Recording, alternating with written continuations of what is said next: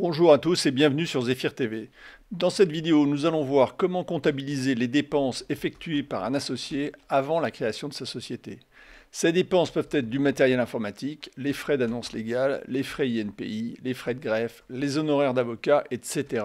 Ce qu'il faut savoir, c'est que ces frais doivent s'enregistrer à la date de création de la société, même si vous les avez faits bien avant. Alors, dans le menu Compta client fournisseur banque, vous avez le menu Paiement des dépenses. Petit rappel, vous pouvez mettre en favori les menus que vous utilisez souvent. Il faut cliquer sur l'icône cœur à côté du titre et le menu se retrouve dans le menu favori. Supposons que l'associé ait acheté un ordinateur pour le compte de sa société. Dans le menu Paiement des dépenses, il indique la date de création, par exemple le 0109, puis il sélectionne non pas la banque mais son compte associé. Il indique le montant et choisit le compte 218 300 pour une immobilisation informatique car son ordinateur a coûté plus que 500 € hors taxe.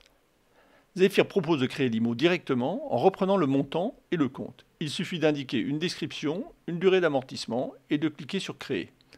L'immobilisation est créée. On en revient ensuite dans le menu Paiement des dépenses et on valide pour comptabiliser cet achat. Dans le menu Modification d'écriture, on retrouve l'écriture comptable générée automatiquement. Le compte d'immobilisation 218 300 est toujours au débit. De la même façon, on enregistre les frais de greffe. On indique la même date, le compte associé, le montant et le compte 622 700. Ensuite, il y a les frais d'annonce légale avec le compte 623 000. On valide l'écriture et voilà pour la partie dépenses. On passe à la partie remboursement. Dans le menu Compta client fournisseur banque, vous avez le menu Avance remboursement associé. Dans ce menu, on peut vérifier le solde du compte associé et on voit bien que le solde de 820 € correspond aux 3 dépenses. Deux petites règles comptables qu'il est bien de noter. On fait toujours débit moins crédit, la colonne débit étant la plus à gauche, et donc le solde de l'associé dans notre cas est bien de 0 moins 820 €. C'est donc un solde négatif, ce qui veut dire au crédit. Deuxième petite règle, un solde de compte de tiers, donc fournisseur, client, État, banque, au crédit, donc négatif, signifie que la société doit de l'argent à ce tiers. Dans notre exemple, la société doit de l'argent à l'associé, car les 820 € sont au crédit. Ensuite, on choisit l'option remboursement.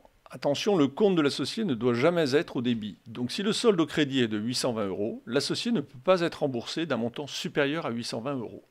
On met 400 €, puis on valide. L'écriture de remboursement est comptabilisée et on retrouve l'ensemble des 4 écritures dans le menu Modification d'écriture. Voilà, cette vidéo est terminée et nous vous retrouvons bientôt pour une prochaine vidéo sur Zephyr TV.